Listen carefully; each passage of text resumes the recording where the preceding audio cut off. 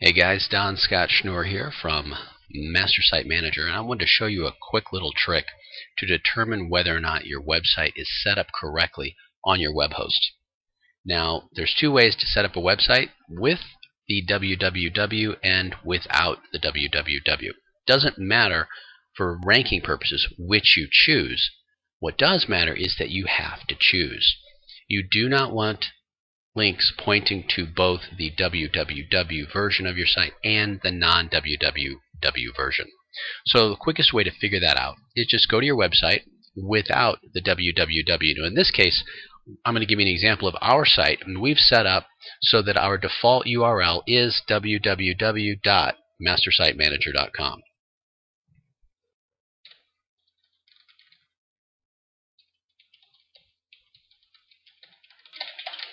Now when I go to this web address, it should redirect automatically. And as you can see, it does right here. It adds the www. What happens is the browser sends a request to our website. In essence, it's a little bit more complicated than that, but that's really not important. What happens is once the server request hits our server, we have a 301 redirect set up, very easy to do, that tells the browser to don't load the non-www version because it doesn't exist. Instead, load this version, and we present them with the www. The reason you want to do this is that you might have people linking to you for whatever reason. They like your website, they think you've got a cool product, maybe they think you have interesting things to say, or you provide good value, so they want to link to your website. Human nature being what it is, people are lazy, and you wouldn't think typing a W 3 times is extra work, but you'd be surprised. What happens is that after a period of time, you're going to develop a backlink profile of people that have linked to your site, but some of them have linked using the www version, and some without the www. The problem with this is that unless you have a redirect in place, you have people linking to both versions of your website. And I say both versions because that's very real.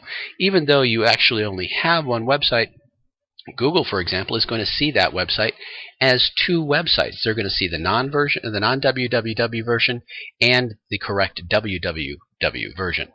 If you have people linking to both versions of your website, that reinforces that impression that you actually have two sites. Since you have people linking to both versions, that reinforces that, and Google will actually rank both sites.